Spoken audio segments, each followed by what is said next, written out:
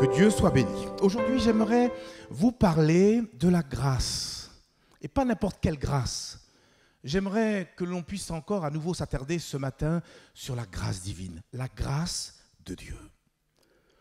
Peut-être par définition, rappeler ce qu'est une grâce. Une grâce, c'est quoi? C'est ni plus ni moins, c'est une faveur imméritée qui est accordée volontairement, gratuitement à une personne. Et concernant justement la grâce de Dieu, la grâce divine, c'est tout un programme, c'est un vaste thème qui est capable de nous enseigner sur tellement de points, tellement de caractéristiques de la personne de notre Dieu qui est devenu notre Père Céleste. En effet, quand on parle de la grâce de Dieu, eh bien, cela nous parle aussi de l'amour de Dieu. Ça nous parle de la compassion de Dieu. Ça nous parle de la miséricorde de Dieu. Ça nous parle de quoi encore? Du pardon de Dieu. Ça nous parle aussi de la justice de Dieu. Ça nous parle de beaucoup de choses. C'est pour ça que je dis que ce thème, il est tellement vaste. Et puis en même temps, à côté de cela, la grâce de Dieu, eh bien, nous parle aussi des innombrables faveurs, des bienfaits que Dieu nous accorde à chacun d'entre nous, finalement à tous les êtres humains, et tout ceci par pure grâce. Le simple fait que nous respirons ce matin, c'est l'effet de la grâce de Dieu. Est-ce que vous êtes conscient de cette réalité? C'est une vérité.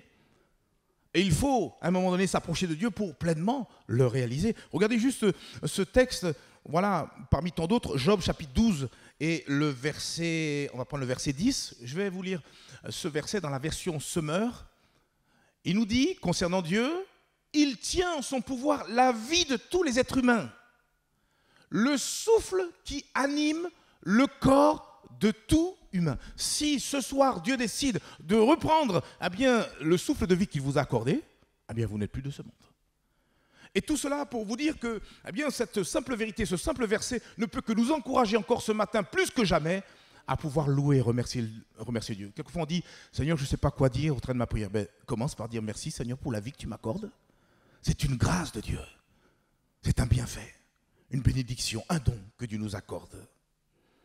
Dans la Bible, nous trouvons toutes sortes d'images qui pourraient nous aider à mieux définir ou mieux caractériser la grâce de Dieu. Et justement, ce matin, j'aimerais que l'on puisse ensemble découvrir quelques-unes de ces images. Est-ce que vous êtes d'accord avec moi? J'en ai 3 ou 4 pour vous. Je vous aime tellement que j'en ai sélectionné 4. On n'ira pas plus loin. 4 images qui vont nous aider à caractériser ou même à définir ce qu'est la grâce de Dieu. La grâce de Dieu, premièrement, peut être comparée à une source. Une source. Pourquoi je dis cela? Notre frère, tout à l'heure, en introduction à la Sainte Seine, a lu l'épître de Tite. Nous pouvons tout à nouveau nous plonger dans cette épître et lire dans Tite chapitre 2 et le verset 11 ce qu'il est dit concernant la grâce de Dieu. Tite chapitre 2 et le verset 11, je vous laisse le temps de trouver ce passage. Tite chapitre 2 et le verset 11. Car la grâce de Dieu, source de salut pour tous les hommes, a été manifestée. Ça, c'est tout un programme, ça. Il nous est dit, la grâce de Dieu, source de salut pour tous les hommes, a été manifestée. Ainsi, quelque part, la grâce de Dieu est ici comparée ou semblable à une source vivifiante qui nous donne accès au salut que Dieu offre. Ainsi, la question est, ce matin, pour chacun d'entre nous, d'une manière personnelle, nous sommes-nous désaltérés à cette source du salut? Et nous avons raison de parler de salut. Pourquoi? Parce que la Bible, lorsque nous l'ouvrons, nous découvrons qu'il est question du péché qui est venu entacher le cœur de tous les êtres humains. Nous sommes tous pécheurs aux yeux de Dieu, nous dit la parole de Dieu. Et à cause de cela, non seulement nous sommes séparés de Dieu, mais nous sommes destinés les uns les autres à la perdition éternelle. Mais la bonne nouvelle, l'évangile de Jésus-Christ, nous annonce que Dieu, dans son amour, mais aussi par grâce, nous a envoyé un seul et unique moyen de salut. Et ce moyen de salut, vous en connaissez le nom, c'est finalement la grâce de Dieu qui s'est personnifiée, qui est venue parmi nous, une source du salut, et qui a été révélée, qui a été manifestée parmi les hommes. C'est ce que nous avons fêté. Si on revient à l'année dernière, à la fin de cette année, de l'année dernière, la mémoire de cet être extraordinaire, Dieu lui-même est venu en chair. Et il a marché parmi les hommes. Nous croyons, nous confessons que Christ, et ça c'est le miracle de Dieu qui nous dépasse, il est venu et il a pris une chair comme la nôtre. Et puis je le dis, bien souvent, il aurait pu venir avec des grands chevaux, avec des grandes trompettes, et puis dire, attention, j'arrive. Il est venu d'une manière humble. Caché là dans cette étable, le Sauveur du monde venait à naître, à se manifester. Voilà l'histoire, alléluia, qui est comme un tournant pour toute l'humanité. L'an zéro, le point où il y a cette charnière, où Dieu a ouvert l'écluse de la grâce divine pour que nous puissions accéder au salut. Voilà ce que dit en tout cas l'évangéliste Jean dans son évangile, Jean chapitre 1 au verset 14, il nous est dit concernant la parole, mais la parole avec un grand P, cette parole qui s'est faite chair, la parole qui était Dieu, qui était avec Dieu, nous dit le verset 1, et la parole a été faite chair, et elle habitait parmi nous pleine de grâce et de vérité. Et nous avons contemplé sa gloire, une gloire comme la gloire du Fils unique venu du Père. Qui est cette parole? Qui est venue pleine de grâce, si ce n'est le Fils unique venu du Père, c'est-à-dire Jésus. Jésus veut dire sauveur, le saviez-vous? Il est venu sauver le genre humain. On peut lire même quelques versets plus bas, au verset 16. Qu'est-ce qu'il nous est dit, toujours, concernant cette parole, concernant Jésus, au verset 16 ? Car la loi a été donnée par Moïse, la grâce et la vérité sont venues par qui ? Par Jésus-Christ. Jésus est venu révéler la grâce, alléluia, de Dieu.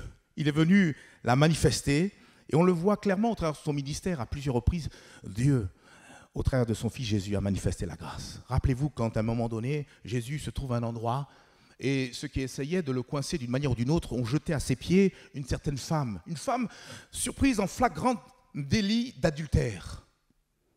Et selon la loi de Moïse, il était question pour cette femme d'être lapidée. Sur le champ, d'ailleurs, certaines personnes avaient déjà pris leur pierre à leurs mains. Et pour coincer Jésus, leur dire, mais il faut qu'on la lapide. Et toi, que dis-tu ? Et vous savez la réponse que Jésus a donnée ? Que celui qui est sans péché lui jette le premier la pierre. Et la Bible nous précise que des plus âgés jusqu'aux plus jeunes, ils ont tous jeté leur pierre, non pas sur la femme, mais à leurs pieds, et ils ont fait demi-tour et ils sont partis. Le Seigneur, à ce moment-là, désamorcé le plan machiavélique qu'avaient à cœur ces personnes qui essayaient de le coincer. Il a respecté la loi à ce moment-là. Mais en même temps, il a manifesté, il a révélé la grâce de Dieu qui voulait épargner cette femme. Dieu ne veut pas que tu meures ce matin. Il veut que tu vives sur le plan physique, mais à plus forte raison sur le plan spirituel. Que dire également de cet autre exemple où Jésus a manifesté la grâce, et là, au vu de tous, il y avait ce lieu qu'on appelait Golgotha, qui n'était pas trop loin de Jérusalem. C'était un lieu stratégique. Les Romains avaient placé le lieu de Golgotha pour que ceux qui rentraient, qui sortaient de Jérusalem, puissent voir tous ceux qui étaient crucifiés. C'était généralement ces grands brigands de grands chemins. Et c'est là qu'ils ont choisi de crucifier notre Seigneur Jésus-Christ. Et vous savez que ce moment fatidique, au cœur même de sa passion, Jésus fut crucifié entre deux brigands. Et vous savez ce qui s'est passé. Vous pouvez lire cette histoire dans Luc, et cette vérité, ce témoignage puissant dans Luc chapitre 23, où à un moment donné, Jésus crucifié entend la faible voix d'un des brigands qui était alors repentant et qui crie au Seigneur, « Seigneur, souviens-toi de moi quand tu rentreras dans ton règne. » Cet homme, il faut le dire, in extremis, venait de tout comprendre. Comprendre qui était celui qui était crucifié. Et qui n'avait rien à faire sur cette croix, mais qui volontairement s'est livré sur la croix. Et Jésus de répondre à cet homme en lui disant, « Aujourd'hui même, tu seras avec moi dans le paradis. » Frères et sœurs, vous entendez la grâce de Dieu résonner à ce moment-là. Les gens qui rigolaient devant le Seigneur Jésus, essayant de lui dire, si tu es Dieu, descends de la croix, libère-toi. Quand ils ont entendu la parole, la réponse de Jésus, tous, j'en suis convaincu à ce moment-là, ont dû faire silence. Car Jésus venait encore révéler, alléluia, la lumière de la grâce de Dieu. Il venait de libérer une source jaillissante de grâce sur ceux et celles qui croiraient en lui. Jésus va dire à cet homme, aujourd'hui même, tu seras avec moi dans le paradis. Que Dieu soit béni, que Dieu soit glorifié pour cette grâce qui un jour nous a touchés. Est-ce que vous vous rappelez ce jour où Jésus a croisé votre route ? J'étais en Martinique. C'était une petite église. Mais c'était mon jour, il fallait le croire. Et ce moment-là, mon cœur battait. Parce qu'il y avait un appel. Je ne me rappelle même plus de celui qui prêchait. Parce que finalement, c'était une affaire entre moi et mon Dieu. Et le Seigneur m'appelait à lui. Joël, il faut que tu viennes. Il faut que tu te livres à moi. Et ce n'est pas une religion qui m'était présentée. C'était une personne qui venait, qui frappait à mon cœur. Et je me rappelle ce jour où je me suis levé. Tant pis pour ce qu'on aurait pu dire de moi. Mais c'était mon jour. Et je me vois encore venir au milieu du couloir, rempli de larmes. Je livrais ma vie au Seigneur. Et depuis ce jour, je suis attaché au Seigneur. Plutôt, la grâce de Dieu, alléluia, me retient à lui. Son amour me retient à lui. Il y a eu des périples, il y a eu des difficultés, des hauts et des bas, on y reviendra tout à l'heure. Mais Dieu a toujours été fidèle par sa grâce, bien sûr, par sa bonté. Et toi, mon ami, toi qui es là, connais-tu la miséricorde de Dieu? Es-tu désaltéré à cette source du salut? As-tu compris la grâce de Dieu, cette faveur que nous ne méritions pas? Pourtant, Dieu nous l'a accordé. Et c'est là, nous explique l'amour de Dieu. Et il insiste, il insiste, il insiste. Quelquefois, le Seigneur, dans nos circonstances, eh bien, nous interpelle d'une manière ou d'une autre. Il n'y a pas de hasard. Quelqu'un même a dit que le hasard, c'est la main invisible de Dieu. Et pour ça, c'est vrai. Il utilise la providence. Il est le Dieu de la providence. Et il a voulu que tu sois là ce matin pour que tu puisses entendre ce message. Lorsque nous nous abreuvons à la source de la grâce divine, nous obtenons le salut. Ce n'est pas plus compliqué que cela. Nous obtenons le salut. La Bible dit, Éphésiens chapitre 2, verset 8, Éphésiens chapitre 2 et le verset 8, vous pourrez prendre ces notes et puis peut-être les relire chez vous, tous ces référents, tous ces versets. Car c'est par la grâce que vous êtes sauvés. Par quel moyen? Par le moyen de la foi. Déjà là, il y a une explication. La grâce de Dieu, pour la recevoir, cette grâce qui nous permet d'être sauvés, on ne peut que la recevoir par le moyen de la foi. Parce que celui qui va raisonner, celui qui est orgueilleux va dire mais c'est pas possible, c'est trop simple. Je l'ai rencontré à plusieurs reprises de ces personnes qui disent mais oh, l'évangile c'est trop simple. Quoi, tu veux me dire que si je me repens là et je donne mon cœur au Seigneur, je suis sauvé? Non, c'est un peu trop simple. L'orgueilleux, il a besoin de faire quelque chose. Car c'est par la grâce que vous êtes sauvés, par le moyen, il faut juste le croire. Parce qu'on ne peut pas gagner le ciel, on ne peut pas gagner le paradis, et encore moins le salut de Dieu. C'est pour ça que Dieu nous l'a offert et a mis tout le monde sous un même piédestal, nous invitant à pouvoir par la foi recevoir ce salut. Et il est précisé, cela ne vient pas de vous, c'est le don de Dieu. Et il est rajouté au verset 9, on pourrait le lire, le verset suivant. Ce n'est point par les œuvres afin que personne ne se glorifie. Arrête de te fatiguer. Arrête de te flageller. Il y en a même qui vont même chercher, dans certains pays, à se crucifier comme le Seigneur Jésus. Essayant peut-être de suppléer ou bien de parfaire ce que Jésus-Christ a fait. Son œuvre, il est unique. Et d'ailleurs, en finissant, avant de rendre l'Esprit, Jésus va dire, tout est accompli. Il n'y a rien à rajouter, rien à retrancher non plus. Il nous faut tout simplement accepter la grâce salutaire, cette source d'eau vive, alléluia, cette source du salut que nous obtenons par la grâce, par le moyen de la foi. Alors la question, elle est toute à nouveau devant tes yeux, mon ami, peut-être toi qui viendrais pour là ou les premières fois. As-tu donné ta vie à Jésus? T'es-tu repenti? As-tu compris l'amour de Dieu à ton égard? Vas-tu repousser cette grâce ou vas-tu accepter cette grâce salutaire pour ta vie, pour ton être? Il te prépare un lieu merveilleux qu'on appelle le paradis. Il y a de la place pour tous les hommes, tous les êtres humains. N'allez pas me dire que le Seigneur a sélectionné des personnes. Attendez, frères et sœurs, Dieu, c'est un Dieu d'amour. La Bible est claire, il est dit dans le livre de Timothée, Dieu veut que tous les hommes soient sauvés. Mais la réalité, c'est qu'il y a des gens qui acceptent Dieu et d'autres qui le refusent. Et c'est ce qui s'est passé. Quelle belle image. Jésus au milieu, crucifié entre ces deux brigands. L'un accepte Jésus et l'autre continue à rester dans son péché. C'est exactement l'image de ce monde actuel. Il y a deux catégories de personnes, pas trois. Comme je vous dis qu'il n'y a pas trois endroits après la mort, il n'y a que deux endroits, soit le paradis ou la vie éternelle. Jamais on trouve dans la Bible une histoire de purgatoire. Et ne mentons pas aux gens. Il y a la lumière qui s'oppose aux ténèbres. C'est soit oui ou soit non. Que ton oui soit oui, que ton non soit non. Ce que tu y ajoutes vient du malin. Le Seigneur est tellement clair dans ce qu'il dit. Et ce qu'il voudrait te dire ce matin, toi qui ne connaîtrais pas le Seigneur, c'est qu'il désire te faire grâce.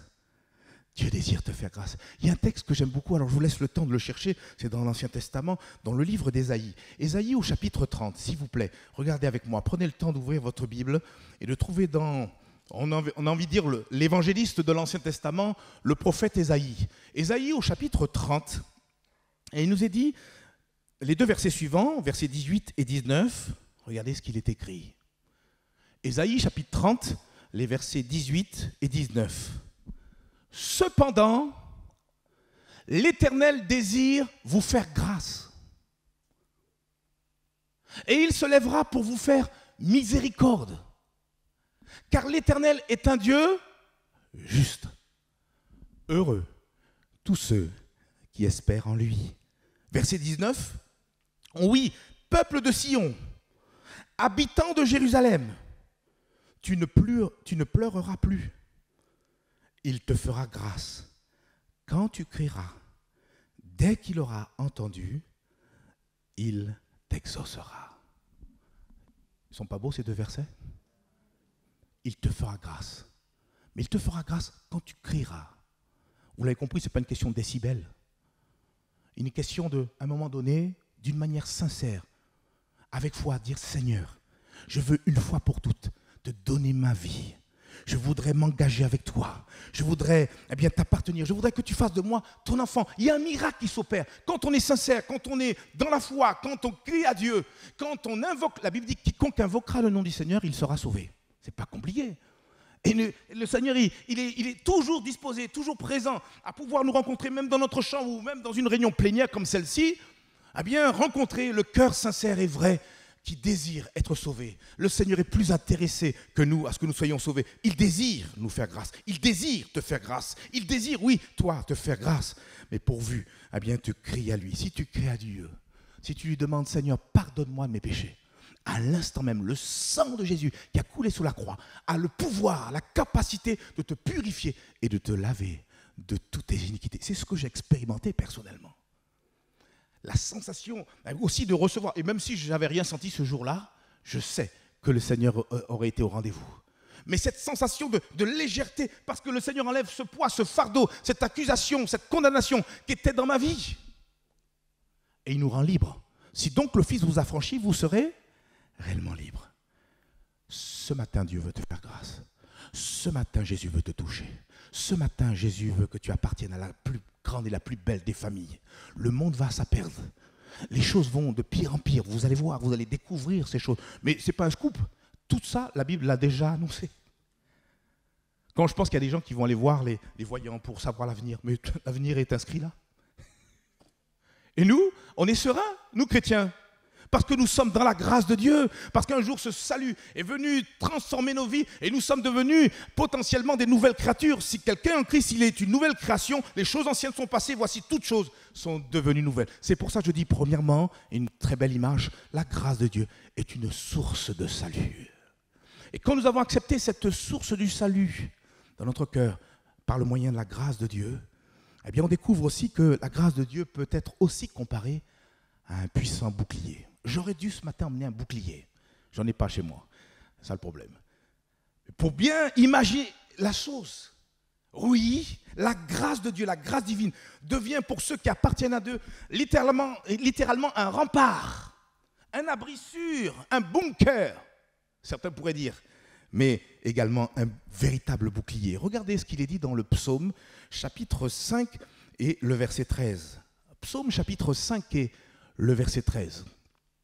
Ce que nous avançons ici sur cette chaire, que ce soit lorsque je prêche, que ce soit Richard ou Sylvain, lorsqu'ils interviennent ou les autres, il faut qu'on le retrouve dans la parole de Dieu. Autrement, frères et sœurs, prenez vos deux jambes à vos coups et fuyez. Nous voudrions découvrir ce que la Bible dit. C'est elle notre repère, elle est une lampe à nos pieds et une lumière sous notre sentier. Amen, frères et sœurs. Psaume chapitre 5, verset 13. « Car tu bénis le juste, ô Éternel. Tu l'entoures de ta grâce comme quoi ? Comme d'un bouclier. Combien de fois Dieu nous a gardés et protégés de nombreux dangers, voire même peut-être quelquefois d'une mort imminente. J'ai eu notre sœur Uriot au téléphone. Elle disait, mais Joël était aux portes de la mort. Mais la grâce de Dieu m'a gardé et Elle se soigne, elle sera là certainement parmi nous en temps et en heure. Mais ça me renvoie à moi-même à cette propre expérience que ma mère m'a racontée nombreuses fois. Alors pour peu, maintenant je l'ai imprimée. J'avais 2 ans. Et quand j'ai eu 2 ans, on m'a dit que je bougeais quand même assez beaucoup. Puis je me basculais sur une chaise et puis à ce moment-là, je suis tombé en arrière et il y a eu un traumatisme crânien suivi après d'un abcès au cou. Et très rapidement, on m'a emmené à l'hôpital. Et d'un hôpital à un autre, on m'a emmené à l'hôpital des enfants sur Paris. J'étais à l'époque non loin de la région parisienne, Longjumeau pour ceux qui connaissent. Et là, ma mère qui dit, mais mon fils, il a un problème. Il ne mange plus le matin, comme ça vous allez tout savoir. J'enfilais 2 bols de lait, mais là, rien ne passait. Et puis les internes, il y avait plusieurs qui étaient là, qui analysaient les radios, parce qu'entre-temps, on m'avait fait des radios. On dit non, votre fils va bien, tout va bien, etc. Mais la maman dit non, moi je connais mon fils, il y a quelque chose là. Merci Seigneur pour nos mamans qui insistent, quand il le faut. Et elle a tellement insisté, elle a dit non, pas question, que le médecin en chef de service est venu voir cette affaire d'un peu plus près, a regardé les radios, et s'est tourné vers les autres médecins, mais messieurs, vous ne voyez pas? Vite! Et il a commandité à l'instant, sur le champ, dans les minutes qui ont suivi, une opération, parce que c'était une question de vie ou de mort. Soit je devenais un légume, ou soit je mourais. Et ce jour-là, je peux le dire, à l'âge de 2 ans, le Seigneur m'a gardé. Je suis resté près d'un mois à l'hôpital donc par la suite. Et me voilà, donc devant vous. C'est la grâce de Dieu. C'est la grâce de Dieu. Il n'y a que Dieu seul qui pourrait nous dire le nombre de fois que nous avons été gardés les uns les autres de divers dangers. Des dangers visibles ou invisibles, physiques ou spirituels, peu importe. Peut-être que nous le serons dans le ciel. Tiens, tu vois là, Joël, tel endroit, eh bien là, je t'ai gardé. À tel pays, à tel endroit, quand tu marchais, je te gardais. En attendant de découvrir toutes ces choses dans le ciel, Dieu nous garde par sa grâce. Il nous garde dans le creux de sa main. Il nous garde par son bras tout-puissant. Il nous garde par les anges qu'il met à nos côtés. La Bible nous dit dans le psaume, je crois, 34, que l'ange de l'Éternel campe autour de ceux qui le craignent. On a des anges, moi j'aime le dire, on est escortés, frères et sœurs. On est escortés. Tout à l'heure, on va partir, on est escortés. Pour ça, il faut lever la tête. On n'est pas n'importe qui. Des gens qui payent cher pour avoir des gardes-corps. Mais nous, on est escortés. Par des anges qui font des colosses. Le diable ne peut pas nous toucher. Jésus a dit, nul ne vous ravira de ma main et de celle de mon Père. C'est pour ça qu'on doit rester bien dans la paix. Parce que la grâce de Dieu est notre bouclier. Elle est notre bouclier face au Covid. Frères et sœurs, on peut très facilement tomber dans cette tourmente et puis se renseigner avec toutes sortes d'informations, le Covid, l'évolution du Covid. J'en ai parlé dimanche dernier. C'est une réalité. Soyons honnêtes, et il m'arrive aussi de me documenter à ce niveau. Mais en tout cas, ne nous laissons pas happer par la peur, par l'angoisse, parce que les choses s'accélèrent. Le Seigneur est à la porte, mais ce ne sera pas encore la fin du monde. Il est question après de la grande tribulation. Et je me demande si on n'est pas déjà dans l'introduction de cette grande tribulation. Et puis il y a aussi ce qu'on appelle le millénium, avant que la terre soit détruite, comme la Bible le dit dans l'épître de Pierre. Elle est réservée pour le feu, cette terre. Donc mon espérance, elle va au-delà de cela. Notre espérance va au-delà de tout ce qui peut se passer sur cette terre. La Bible nous dit qu'on aura une nouvelle terre, des nouveaux cieux qui nous seront préparés là-haut dans le ciel de gloire de notre Seigneur Jésus-Christ. Frères et sœurs, face à la peur, face à l'angoisse, face aux intimidations des hommes, face même aux attaques spirituelles du diable, nous avons la grâce de Dieu qui est là comme un bouclier et avec lequel nous pouvons éteindre tous les traits enflammés du malin. Frères et sœurs, ce dont on a besoin pour cette année 2022, c'est plus que jamais le bouclier de la foi. Je ne dis pas qu'il faut négliger les autres armes spirituelles, mais plus que jamais, on a besoin de brandir le bouclier de la foi. Pour nous parer de toutes les flèches, les attaques. Il va tirer de toutes parts. Mais nous avons un bouclier efficace, le bouclier de la grâce. Alléluia de notre Dieu. Psaume chapitre 32, verset 10, il nous est dit, Psaume chapitre 32, verset 10, et surtout la deuxième partie de ce verset 10, « Beaucoup de douleurs sont la part du méchant, et celui qui se confie en l'Éternel est environné de sa grâce. » Alors frères et sœurs, confions-nous en Dieu. On l'a chanté tout à l'heure, choisissons de regarder vers notre Dieu. Et que eh bien, ce regard nous apaise, nous rend sereins et nous donne à demeurer surtout dans la paix. Que Dieu soit béni. Troisième image de la grâce de Dieu. La grâce de Dieu peut être comparée aussi à un puissant fortifiant. Est-ce que vous le savez ça? Eh bien, on va le découvrir. 2 Timothée, chapitre 2 et le verset 1. C'est l'apôtre Paul qui s'adresse à un jeune serviteur de Dieu du nom de Timothée et va lui dire la chose suivante. Toi donc, mon enfant, fortifie-toi dans la grâce qui est en Jésus-Christ. Fortifie-toi dans la grâce qui est en Jésus-Christ. Je pense que c'est arrivé pour la plupart des personnes ici présentes de se rendre soit dans une pharmacie ou à un autre endroit pour aller chercher des fortifiants, des vitamines. À qui c'est arrivé ça? Voilà, vitamine C, vitamine B, comme vous voulez, peu importe. Mais tout ça pour nous booster, pour nous donner de l'énergie. Quelquefois, on a besoin d'un coup de fouet pour réveiller peut-être la fatigue qui est là et qui nous terrasse. Un peu de vitamine C, un petit peu de Béroca, etc. Je fais la pub. Et puis, hop, on est reparti, on est requinqué. On est requinqué.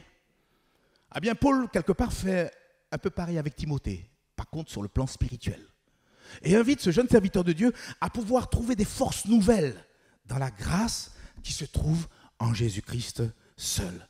Dieu seul sait combien nous avons besoin les uns les autres bien d'être fortifiés sur le plan spirituel. C'est pour ça que là, il ne faut pas jouer aux super-héros. Frères et sœurs, la Bible dit, on t'a fait connaître, homme, ce qui est bien. Ce que Dieu demande de toi, c'est que tu, entre autres, tu marches humblement avec Dieu. Ne jouons pas à ce que nous ne sommes pas. Soyons simples, soyons nous-mêmes. On a besoin de la grâce de Dieu. Frères et sœurs, la vie chrétienne n'est pas un long fleuve tranquille. Qui le sait ça? Bien sûr, évidemment. Il y a des luttes, il y a des combats, il y a des moments de pleurs, il y a des moments même de défaite. À qui c'est arrivé? Combien de fois et donc j'ai trébuché? Mais le Seigneur, par sa grâce, m'a relevé. C'est ça la réalité. Il sait, la Bible nous dit, il se rappelle que nous sommes que poussière. Alors c'est vrai, on l'a entendu au travers d'un don spirituel. Ce qui est important, ce n'est pas tant ce qu'on va faire. Dieu ne sera jamais ébahi par rapport à ce que nous faisons. Nous le verrons par la suite. Parce que tout, nous le faisons par la grâce de Dieu. Tout ce que nous pouvons faire, nos capacités, tout vient de la grâce de Dieu. Ce qu'il nous demande, on l'a entendu au travers du don spirituel, c'est rester tranquillement au pied du Seigneur. On a tout à apprendre de notre Maître. Nous sommes ou non des disciples. Et on a besoin donc d'être fortifiés, d'être renouvelés. Et pour cela, le Seigneur nous invite à pouvoir puiser des forces nouvelles dans la grâce qui est en Jésus-Christ.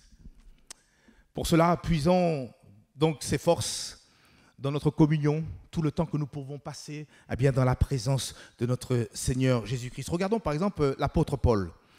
Quand on lit dans 1 Corinthiens chapitre 15, verset 10, ce qu'il dit de lui. Juste dans ce simple verset, vous allez compter avec moi le nombre de fois où il fait mention de la grâce de Dieu. Par la grâce de Dieu, je suis ce que je suis. Et sa grâce envers moi n'a pas été vaine, loin de là. J'ai travaillé plus que tous, non pas moi, toutefois, mais la grâce de Dieu qui est avec moi. Combien de fois? 3 fois. Juste dans ce simple verset, à 3 reprises, comme pour insister. Lui-même dira, je ne me lasse pas de vous dire les mêmes choses car pour vous c'est salutaire. Il fait mention de la grâce. Ce qu'il est, il le reconnaît, c'est par la grâce de Dieu. Et Dieu seul sait, ce qu'il était avant, vous le savez tous, potentiellement un terroriste qui n'arrêtait pas de traquer tout ce qui pouvait s'appeler chrétien. Et lui a eu cette rencontre, la grâce salutaire, telle une source jaillissante, est venue croiser sa route alors qu'il partait emprisonner tous les chrétiens qui se trouvaient dans la ville, me semble-t-il, de Damas. Et là, sa vie a été littéralement transformée. Il a été changé. Et il reconnaît que tout ça, c'est par pure grâce. S'il est devenu le grand apôtre Paul que nous connaissons, c'est par pure grâce. Frères et sœurs, est-ce que vous savez que dans le Nouveau Testament, près des 2/3 des épîtres, c'est lui qui les a écrits? Même son aîné, l'apôtre Pierre, va dire que quelquefois, quand on lit l'apôtre Paul, on est dépassé tellement il a reçu des révélations. Un homme qui a, lui-même le dit dans le livre, il me semble-t-il, de Galates, qu'il a visité même le 3e ciel. Saviez-vous qu'il y avait un 3e ciel? Un homme qui a été à proximité du Seigneur, qui a vu le Seigneur, qui a eu des visions du Seigneur. Et tout cela, d'une manière humble, va reconnaître que c'est la grâce qu'il lui a accordée de pouvoir être ce qu'il est et de pouvoir faire ce qu'il fait. C'est pour ça, on t'a fait connaître, ô homme, ce qui est bien. Et ce que l'Éternel demande de toi, c'est que tu marches humblement avec ton Dieu. Reconnaissant que la grâce de Dieu, elle est omniprésente dans notre vie. Si nous sommes debout, c'est la grâce de Dieu qui nous tient debout. C'est ça la réalité, c'est ça la vérité. Je prends un autre exemple, c'est celui d'Étienne. Qui connaît Étienne? Seulement, Étienne était l'un des diacres qui avait été choisi au départ lors de la création de l'église qu'on appelle primitive, naissance de l'église à Jérusalem. Et Étienne était un homme rempli de Saint-Esprit et également de sagesse. Et cet homme, quand il parlait, c'était littéralement le Saint-Esprit qui parlait par lui. Et cela a suscité de la jalousie autour de lui, au point qu'à un moment donné, ils l'ont jeté à terre et commencé à le lapider. Et vous lirez son histoire, je crois, dans Actes chapitre 7. Et il nous est dit qu'alors qu'on commençait à le lapider, lui s'est mis à genoux et a commencé à prier pour tous ses bourreaux. En criant, qu'est-ce qu'il a crié? Seigneur, ne leur impute pas ce péché. Et je me pose la question avec vous, où est-ce qu'il a trouvé cette force, cette énergie pour ne pas rendre le mal pour le mal, mais face au mal, eh bien, choisir de bénir ses ennemis, si ce n'est par la force qu'il a puisée dans la grâce qui se trouve en la personne de Jésus-Christ. Ça devait être extraordinaire. Les gens avec plein de haine. Frères et sœurs, il y a une image pour nous. Quand on vous tire à boulet rouge sur vous, choisissez avec la grâce de Dieu, avec la force que vous trouvez dans la grâce de Dieu, eh bien de pouvoir répondre par le bien. Toujours répondre par le bien. Si vous voulez hériter de la bénédiction, répondez toujours par le bien. On se moque de vous, bénissez. On se raille de vous, on vous méprise, on vous calomnie, on médit sur votre personne. Ne dites rien. Quelquefois même Dieu nous demande de fermer la bouche. Ferme ta bouche, frère. Ferme ta bouche. Malheureusement, lorsqu'on ouvre trop notre bouche, on finit par dire des bêtises. Hein. Celui qui parle beaucoup ne manque pas de péché, nous dit la parole de Dieu. Et quelquefois, Dieu nous dit, tais-toi, je suis ta justice, je suis celui qui va combattre pour toi, fais-moi confiance. À des moments, il va nous dire d'ouvrir la bouche, mais pour l'ouvrir, eh bien, c'est toujours pour bénir, tout comme Étienne. Étienne est un exemple, vous savez que c'est le premier martyr, et parmi les chrétiens.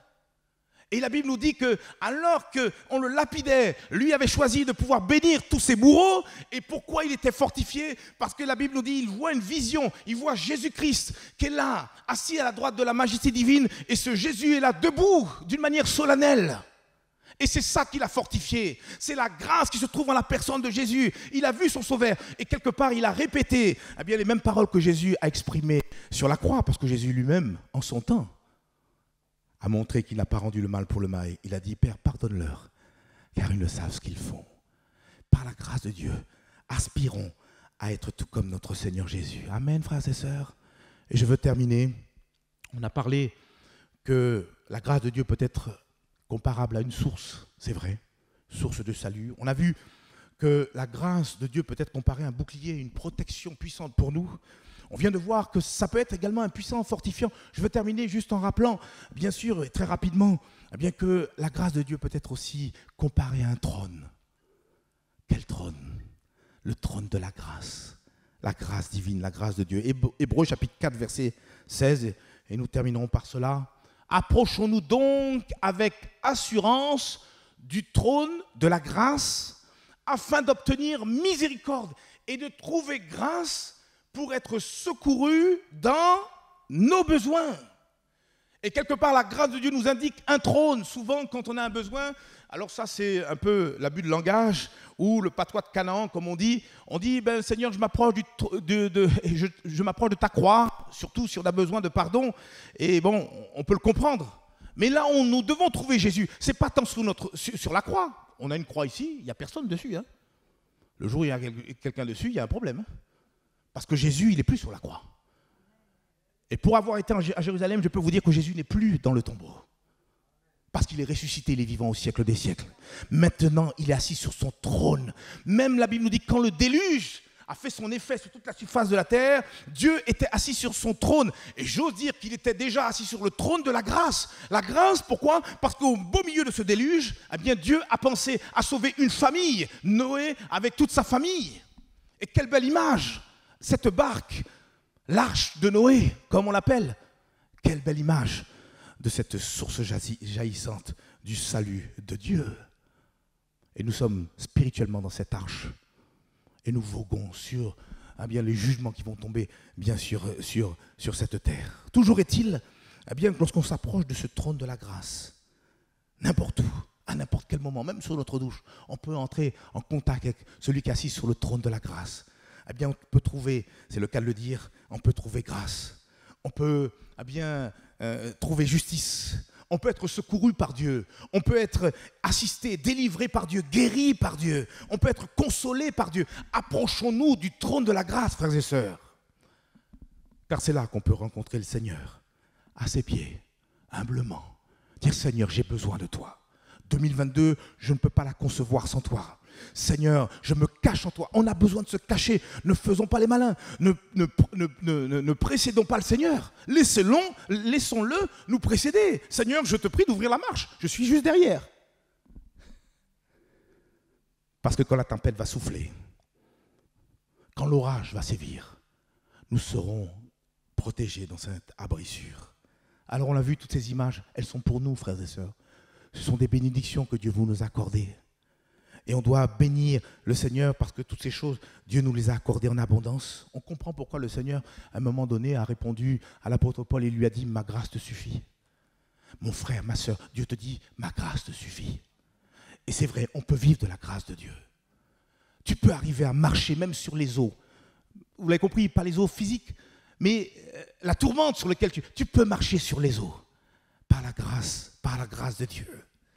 Et pour cela, il est important qu'on puisse recevoir cette grâce avec bienveillance, avec foi surtout. Faisons-lui bon accueil dans nos vies afin que nous vivions par elle. Et je termine juste par ce verset, 1 Corinthiens chapitre 16 et le verset 23. Il termine, l'apôtre Paul, sa première épître par cette exhortation. Que la grâce du Seigneur Jésus soit avec vous, soit avec chacun d'entre nous. Frères et sœurs, baissons la tête, prions le Seigneur. Seigneur, merci. C'est la grâce de Dieu. C'est ta grâce, Père, qui nous permet de nous réunir. Alors qu'il y a même tellement de personnes qui sont atteintes par le Covid, qui sont pour certains alités, même en réanimation. Tu nous as accordé la santé ce matin pour vivre encore ces moments. Mais même pour nos frères qui sont éprouvés, Seigneur, mon Dieu, ta grâce est aussi à leur côté pour les relever, pour les guérir. Cette grâce, elle est à notre disposition. Cette grâce, elle nous transcende. Cette grâce, elle est capable de nous accorder le salut, la protection. Elle est capable de nous fortifier. Tu nous l'as rappelé ce matin. Au Seigneur, elle nous indique un trône où nous pouvons trouver secours dans tous nos besoins. Seigneur, je te prie que cette grâce soit notre partage. Et que nous puissions dire comme David, oui, le bonheur et la grâce m'accompagneront tous les jours de ma vie. Et j'habiterai dans la maison de l'Éternel. Seigneur, nous formons une famille. Et ta grâce nous permet d'être unis les uns les autres, de nous aimer les uns les autres. Ça, c'est encore ta grâce. Ta grâce nous permet, Seigneur, de pouvoir affronter les adversités, les vicissitudes, Seigneur, de la semaine. Et nous donner à être plus que vainqueurs en tout et pour tout. Ta grâce nous permet de voir nos larmes être remplacées par, Seigneur, des larmes de joie. Oh Seigneur, pose ta bonne main et passe dans les rangs. Viens faire grâce. Viens toucher, Seigneur, au nom de Jésus. Tu vois les besoins cachés, secrets. Tu vois, Seigneur Père, ceux qui sont languissants, ceux qui sont fatigués. Oh Seigneur, qu'ils trouvent, qu'ils se fortifient dans la grâce qui se trouve en Jésus-Christ, au nom de Jésus. Et qu'ils Seigneur Père, soient revigorés en ta présence. Un seul mot de toi. Et tu es capable de les ramener à la vie, spirituellement parlant. Pardonne. Pardonne, Seigneur, ce matin. Purifie, sanctifie. Tu vois ceux et celles qui sont, Seigneur Père, alités, qui sont fatigués. Fais grâce. Pardonne, Seigneur Jésus. Tu es le Dieu de toute consolation. À toi revient toute la gloire. Père, au nom de Jésus. Oui, que la grâce soit notre partage. Amen. Et amen. Que Dieu soit béni. Le peuple de Dieu dit, Alléluia, que Dieu soit béni.